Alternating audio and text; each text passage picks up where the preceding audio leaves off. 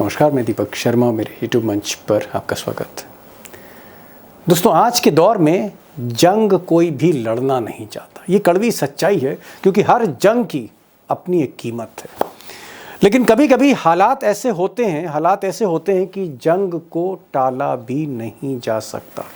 अब मैं ये नहीं कह रहा हूँ कि जंग कल परसों ही शुरू होने जा रही है, लेकिन अहम बात यह है कि भारत की फौज ने तैयारी शुरू कर दी है और अगले जो 48 घंटे हैं उसमें बहुत से इंपॉर्टेंट डेवलपमेंट्स हो रहे हैं, बहुत अहम है।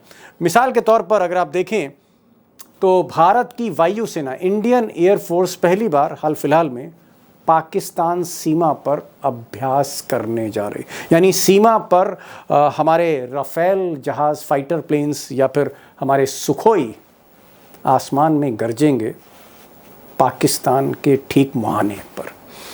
और नंबर 2 जो डेवलपमेंट है वो ये है, जो बड़ा संकेत देता है कि 1971 के बाद पहली बार हिंदुस्तान की जो सिविल डिफेंस, हिंदुस्तान की पुलिस, पैरामिलिट्री और भारत की जो जनता और सिविल डिफेंस के बीच में युद्ध को लेकर रिहर्सल होने जा रही है, जिसे मॉक ड्रिल कहते हैं। और ये एक्सरसाइज ना सिर्फ पाकिस्तान सीमा के जो स्टेट्स हैं, बॉर्डर स्टेट्स हैं, जैसे पंजाब, हरियाणा, राजस्थान, गुजरात वगैरह, बल्कि उत्तर प्रदेश, दिल्ली वगैरह में भी ये मॉक ड्रिल शुरू हो रही।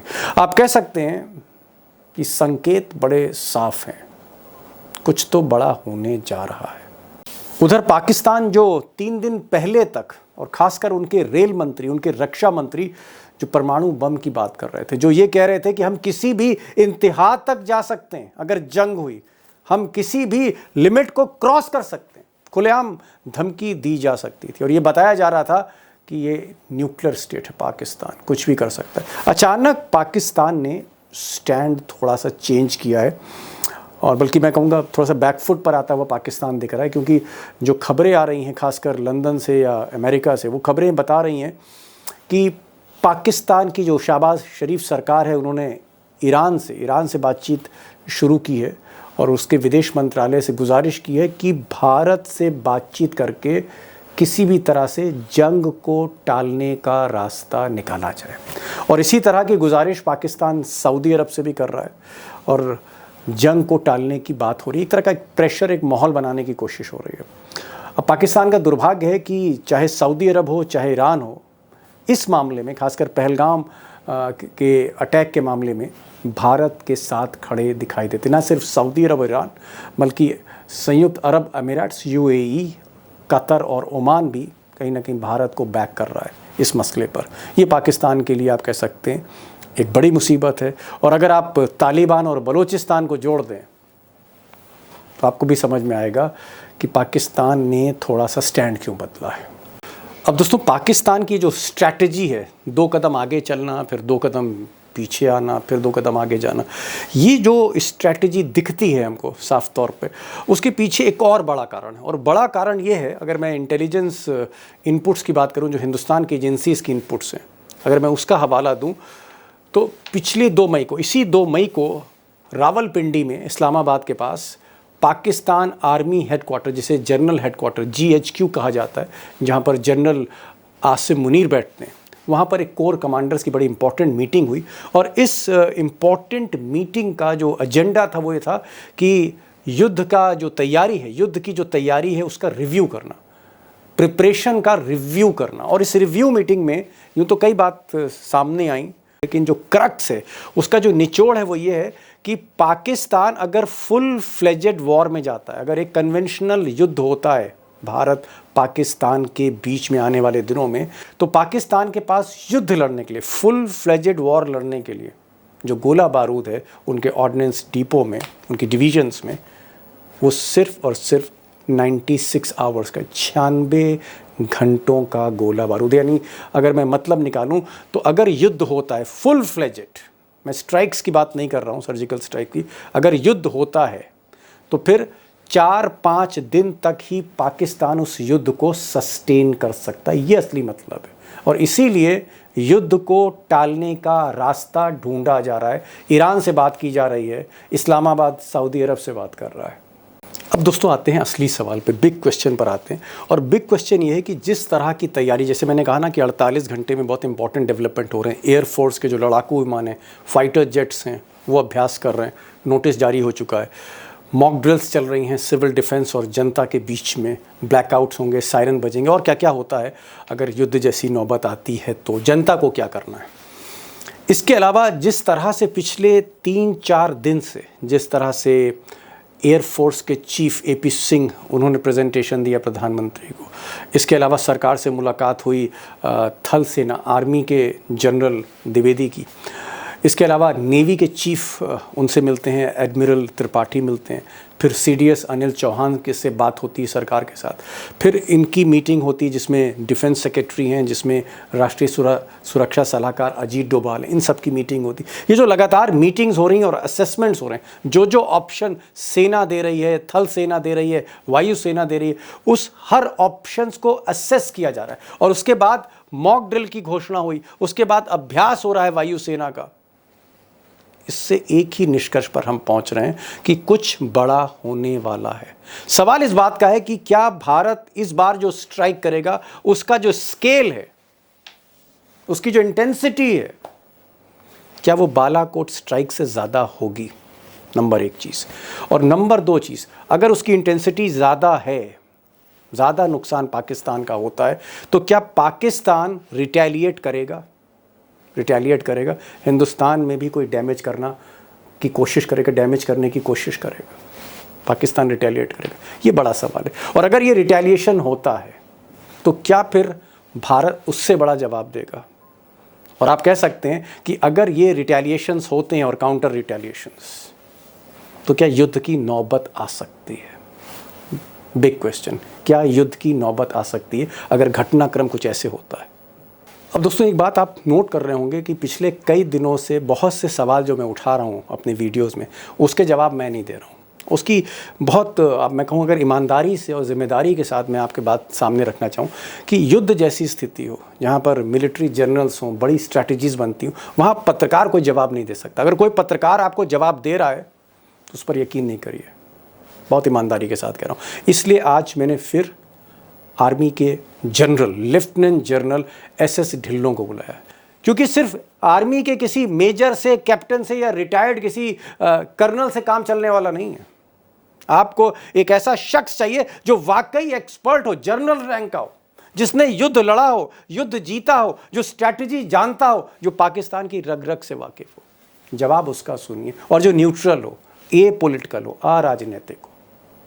और आज इत्तेफाक से फिर एक, आप कह सकते हैं 1971 वॉर के हीरो, जिन्होंने न सिर्फ जंग जीती बल्कि श्रीनगर के कोर कमांडर रहे, जो पाकिस्तान के, आप कह सकते हैं पाकिस्तान का सारा एक्सरे जिनके पास है और जिनकी बातें आज भी गौर से सुनी जाती फौज में, general SS Dhillon, general lieutenant general Sarabjit Singh Dhillon. मैं उनका बहुत शुक्रगुजार हूं कि उन्होंने वक्त दिया मेरे लिए, आपके लिए, और जितने भी सवाल हैं बहुत ही आसानी से उन्होंने उसके जवाब दिए हैं। मुझे लगता है कि हर आदमी को, हर दोस्त को उनके जवाब समझ में आएंगे और एक बड़ी तस्वीर साफ होगी। बड़ी तस्वीर इसलिए साफ होनी ज़रूरी है, मैंने पहले भी कहा, क्योंकि जो जंग है वो फौज नहीं लड़ती, सिर्फ हम और आप भी लड़ते हैं, पूरा देश, पूरा मुल्क लड़ता है। सुनिए जनरल ढिल्लों को।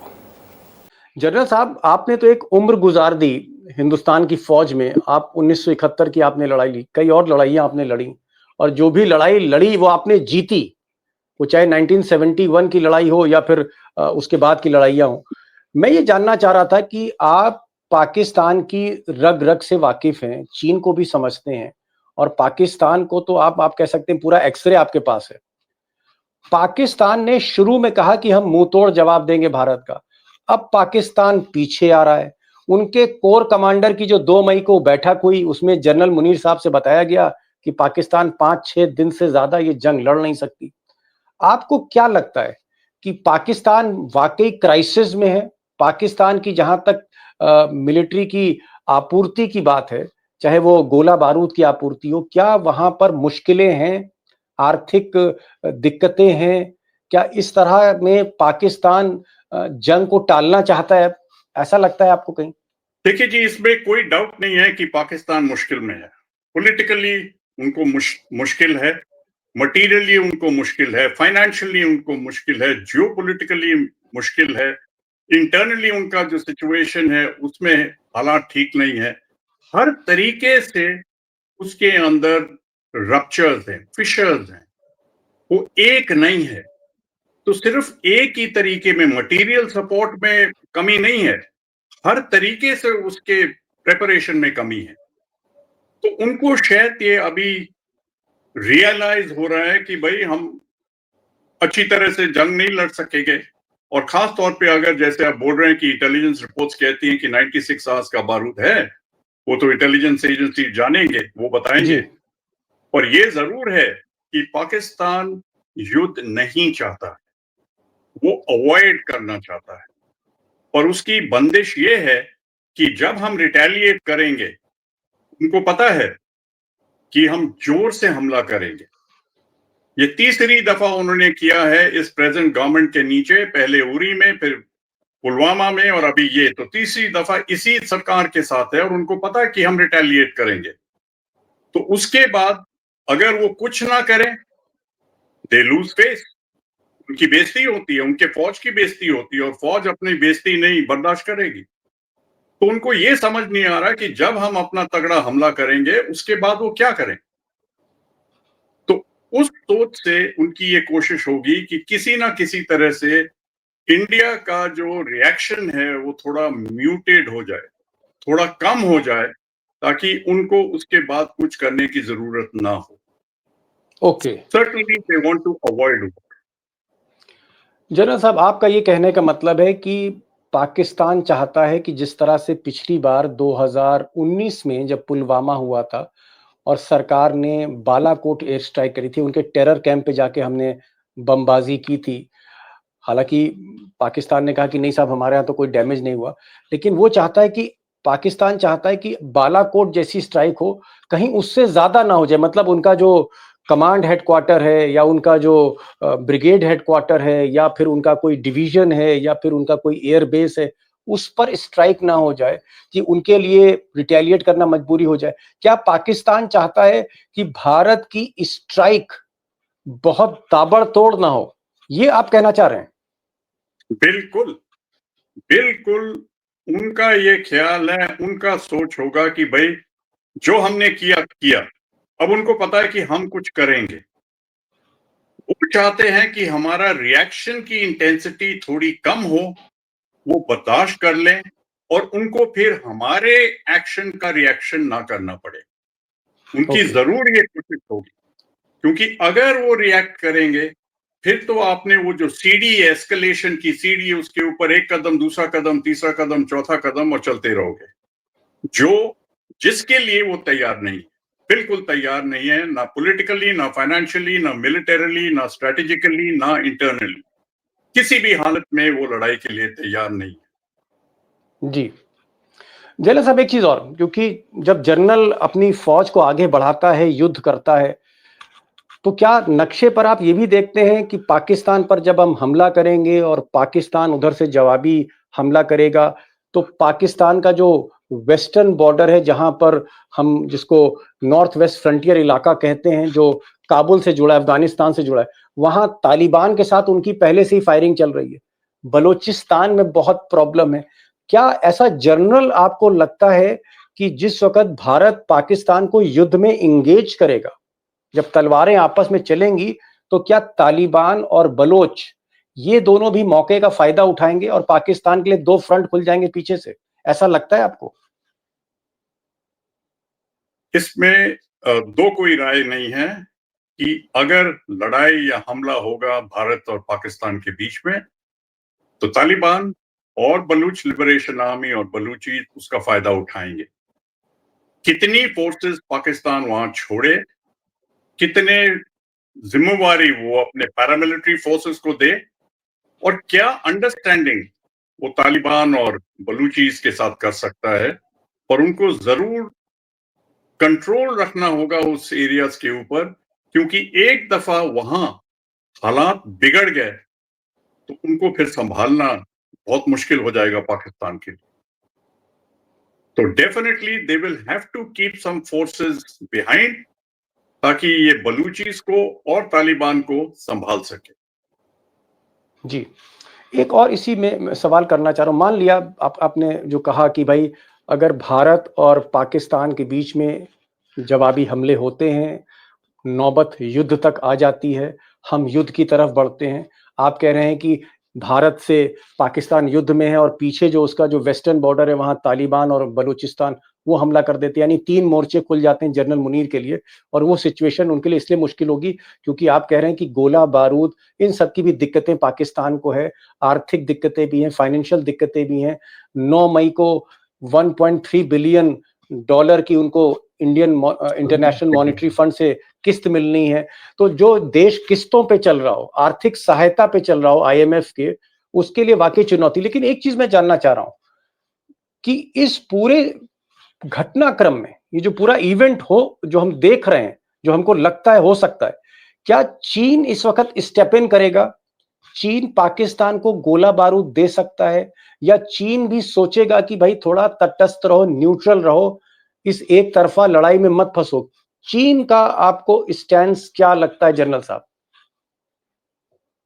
चीन को न्यूट्रल रहने की जो फ्रीडम है वो नहीं है। चीन की बहुत भारी इन्वेस्टमेंट है। मैंने कल भी बोला था कि उनकी बहुत भारी चाइना इन्वेस्टमेंट है में, पाकिस्तान में। पाकिस्तान में उनकी बहुत भारी इन्वेस्टमेंट है चीन की, और वो न्यूट्रल नहीं रह सकता। ये सिर्फ ये है कि कितना मदद कर सके और कितना खुफिया तरीके से वो मदद कर सके और क्या क्या मदद कर सके, ताकि टेंशन जो है दोनों देशों के बीच में थोड़ी कम हो जाए और चाइनीज अपना इकोनॉमिकली जो पाकिस्तान को डिपेंडेंट करना चाहते हैं, एक डिपेंडेंट स्टेट बनाना चाहते हैं पाकिस्तान को, अपने ऊपर बिल्कुल निर्भय होना चाहिए। जनरल साहब ने एक बड़ी बात कही। जनरल साहब ने कहा कि देखिए चीन न्यूट्रल तो नहीं रह सकता, चीन तटस्थ तो नहीं रह सकता क्योंकि पाकिस्तान में बहुत ज्यादा निवेश है, बहुत ज्यादा इन्वेस्टमेंट है।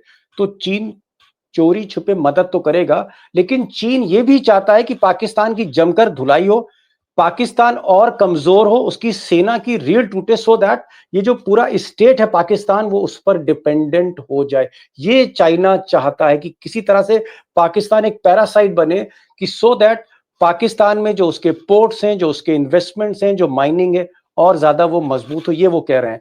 लेकिन भारत के लिए स्थिति अच्छी। एक चीज मैं ये जानना चाह रहा था कि अगर भारत मान लीजिए जो हमला करने जा रहा है या करेगा, ऐसा लगता है हम लोगों को, इस हमले के बाद अगर पाकिस्तान भी जवाब देता, अगर ज्यादा डैमेज पाकिस्तान को होता है, पाकिस्तान भी हमला जवाबी करता है, तब क्या आपको लगता है कि हम एक कन्वेंशनल वार की स्थिति में जा सकते हैं? क्या फिर युद्ध की नौबत आ सकती? क्योंकि जो आपने कहा कि उधर से फायर, फिर इधर से फायर, फिर टेंशन और बड़ी, एक सीढ़ी बन गई पूरी तनाव की, और जब सीढ़ी पे हम चलते जाएंगे तो क्या युद्ध की नौबत आ सकती है जनरल साहब? युद्ध की नौबत आ सकती है, पर इस मॉडर्न जमाने में दो न्यूक्लियर स्टेट्स के बीच में युद्ध होना थोड़ा मुश्किल है। और हमको ये भी सोचना है कि जो हमने किया वो जायज था, जो पाकिस्तान ने किया वो नाजायज था। उनको ये म्यूटिंग करना पड़ेगा, ये एक्सेप्टेंस उनको करना पड़ेगा। हम अपनी तरफ से बिल्कुल तैयार हैं। हम politically, financially, militarily, internationally, diplomatically we are ready. पूरे हम तैयार हैं, उनको भी पता है।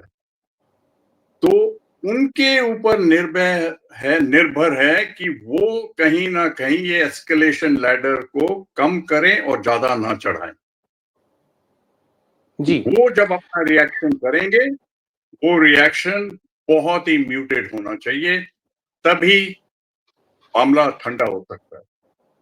देखिए जनरल साहब, यहाँ पर एक सवाल है, और सवाल ये है कि वहाँ के, मैंने देखा रेल मंत्री ने कहा कि भाई हमारे पास जो न्यूक्लियर मिसाइल्स हैं वो हमारे शोकेस में नहीं है, उन न्यूक्लियर मिसाइल्स का रुख भारत की तरफ है, हम उनको इस्तेमाल करना जानते हैं, मौका पड़ने पर हम इस्तेमाल करेंगे, ये उनके रेल मंत्री ने कहा। जनरल मुनीर ने कहा कि चाहे कुछ हो जाए, कम वॉट में, हम मुंह तोड़ जवाब देंगे और हम किसी भी हद तक जा सकते हैं। अभी किसी की हद तक जाने का मतलब है कि भाई न्यूक्लियर पे भी आप जा सकते हैं। उनके रक्षा मंत्री भी बार-बार कह रहे हैं कि हमारे पास जो है वो न्यूक्लियर मिसाइल है। पाकिस्तान एक न्यूक्लियर पावर है। ये 2 न्यूक्लियर स्टेट हैं। ये मामूली जंग नहीं होगी। ये जंग दुनिया के लिए भी खतरनाक है। इस तरह की अगर बातें हो रही हैं और पाकिस्तान एक फेल्ड स्टेट है, पाकिस्तान में बहुत सी प्रॉब्लम्स है, पाकिस्तान बिखर सकता है। मान लीजिए कि ऐसी स्थिति में जब जंग हार रहा है तो एक हमारे यहाँ कहावत है, मरता क्या ना करता। ऐसा तो नहीं है कि पाकिस्तान फिर अल्टीमेटली हताश होके फ्रस्ट्रेशन में चारों तरफ से घिर के मरता क्या ना करता, वो न्यूक्लियर बम दाग दे। ऐसा हो सकता है क्या? एक जर्नल के तौर पर जिस आदमी ने लड़ाइयां लड़ी हैं, जंग लड़ी हैं, जीती हैं, एक जर्नल हिंदुस्तान का क्या सोचता है? आप बताइए, आपको क्या लगता है? दीपक जी, इस हालात में जैसे आपने जिक्र किया, all options are open, okay. पर मेरे को ये नहीं लगता कि जब न्यूक्लियर स्टेट पे हम पहुंचने वाले हैं तो सिर्फ भारत और पाकिस्तान के बीच का मामला नहीं होगा। ओहो। उस टाइम ओके। पाकिस्तान और इंडिया के बीच में बहुत और पावर्स आएंगी जो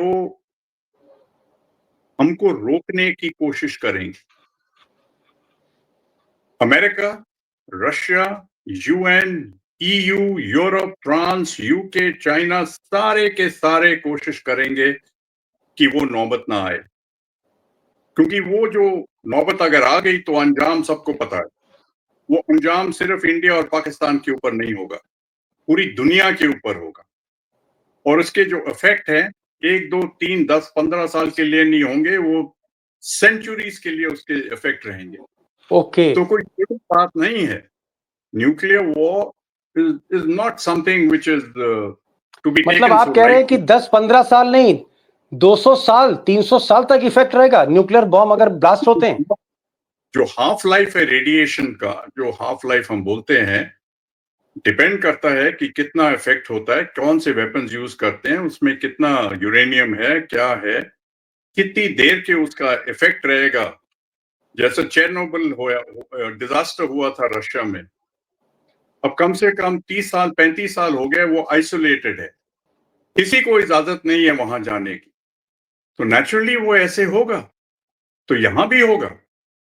तो ये जो फॉल आउट होगा न्यूक्लियर वॉर का, वो सिर्फ इंडिया और पाकिस्तान के बीच में नहीं होगा, पूरे नेबरिंग स्टेट्स में होगा। और जो एटमॉस्फेयर में जाएगा, एनवायरनमेंट में जाएगा, वो तो पूरी दुनिया में फैलेगा।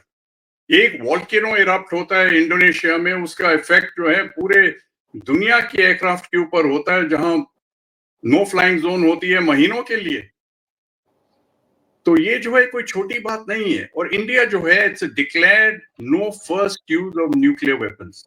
पाकिस्तान नहीं है, पाकिस्तान की वो पॉलिसी नहीं है कि हम पहले न्यूक्लियर वेपन नहीं इस्तेमाल करेंगे, पर हमारी पॉलिसी है कि हम पहले नहीं होंगे न्यूक्लियर वेपन्स इस्तेमाल करने के लिए। वो हमारी डिक्लेयर्ड पॉलिसी है। कोई हमारे जी। ऊपर न्यूक्लियर अटैक करेगा तो हम करेंगे, न्यूक्लियर, बायोलॉजिकल या केमिकल अटैक होगा तब हम करेंगे। ये जी। पाकिस्तान ने नहीं डिक्लेयर किया। तो ये जी। नौबत आ सकती है, उसको हम डिस्कार्ड नहीं कर सकते।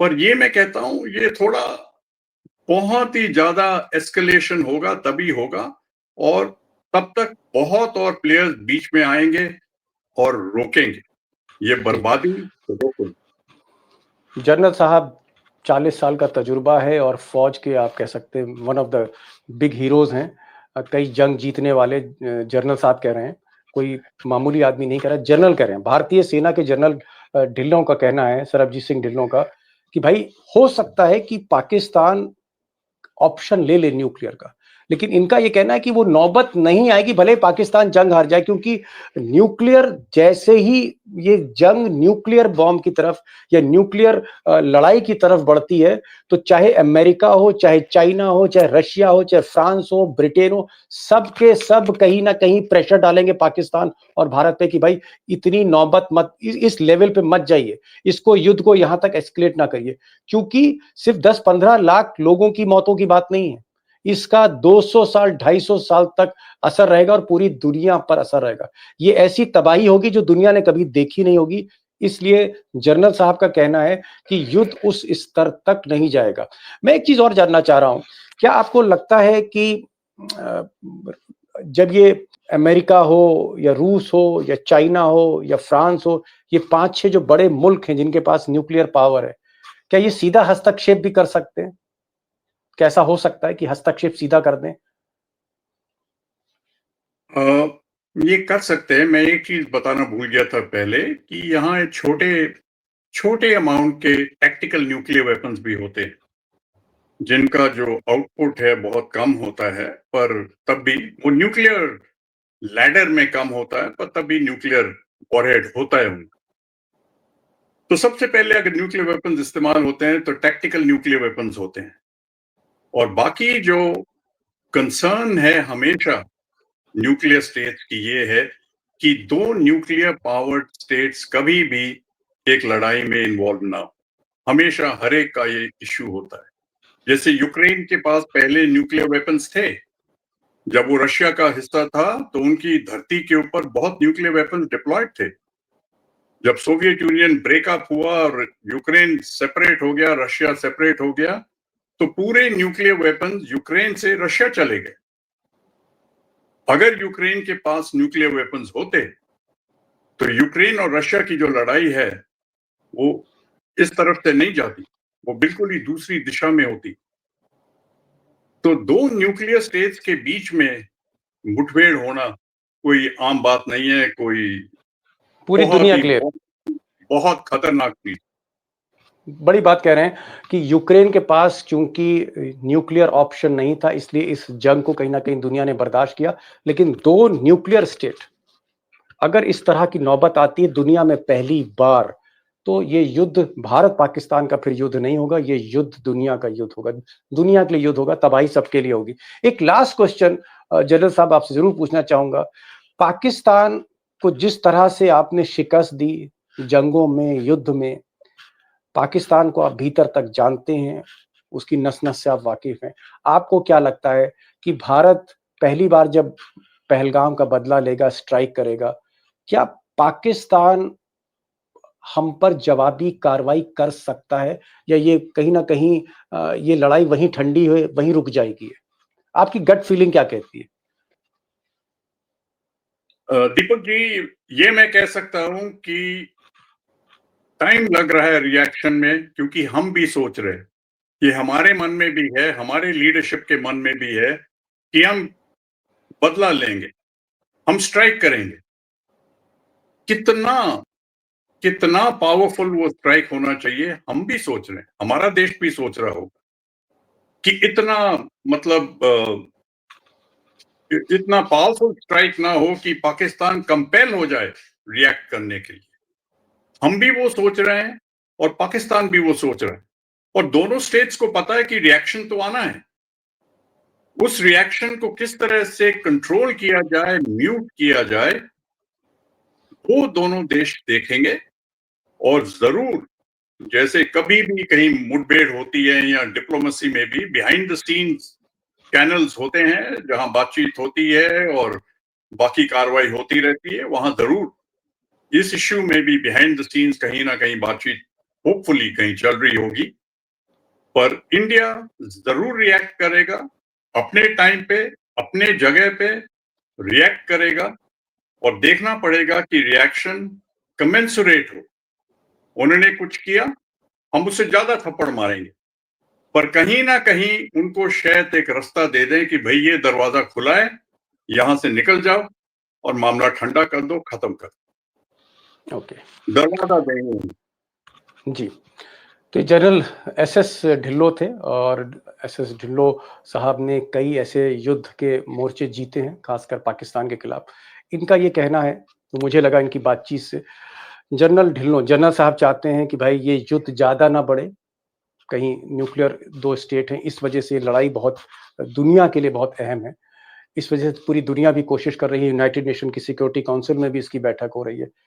China, Russia, France, America, great Britain, Germany, Italy, सारे देश चाहते हैं कि भाई भारत बदला ले ले, लेकिन उसके बाद ये युद्ध ना बढ़े, क्योंकि जो जनरल साहब ने कहा कि जो पहलगांव का हमला था वो नाजायज था, गलत था। भारत का जो जवाब होगा वो जायज होगा कि भाई आपने मारा, हम आपके टेरर कैंप को स्ट्राइक करना चाहते हैं क्योंकि ये टेरर कैंप्स आप संभाल नहीं पा रहे। लेकिन जनरल साहब का ये कहना है कि ये युद्ध एक स्तर के बाद कहीं ना कहीं बहुत ज्यादा आप कह सकते हैं ज्वालामुखी में ना तब्दील हो जाए। ये वो जनरल साहब कहना बिल्कुल चाहते हैं कि उसको रोकना होगा वहां पर। अगर ये युद्ध एस्केलेट करता है तो फिर कुछ भी हो सकता है, और वो नौबत जनरल साहब नहीं चाहते, क्योंकि इससे ना सिर्फ भारत पाकिस्तान की तबाही है, कल्पना से परे तबाही है, लाखों लाख लोगों की जाने जा सकती है। ऐसा नहीं होना चाहिए, पूरी दुनिया पे असर होगा। और हम भी यही चाहेंगे कि कम से कम भारत और पाकिस्तान के बीच ऐसा युद्ध ना हो जहां न्यूक्लियर की नौबत आ जाए। लेकिन भारत का जहां तक हमले करने की बात है, भारत हमला करेगा, और उरी और पुलवामा की तरह जनरल साहब कह रहे हैं कि स्ट्राइक तो होगी। स्ट्राइक के बाद पाकिस्तान का क्या रिएक्शन होगा, इसका सबको इंतजार है। जनरल साहब आप आए इस प्रोग्राम में, खुलकर आपने चीजों को रखा, समझाने की कोशिश करी। बहुत बहुत शुक्रिया। Thank you so much general साहब फॉर ज्वाइनिंग दिस प्रोग्राम।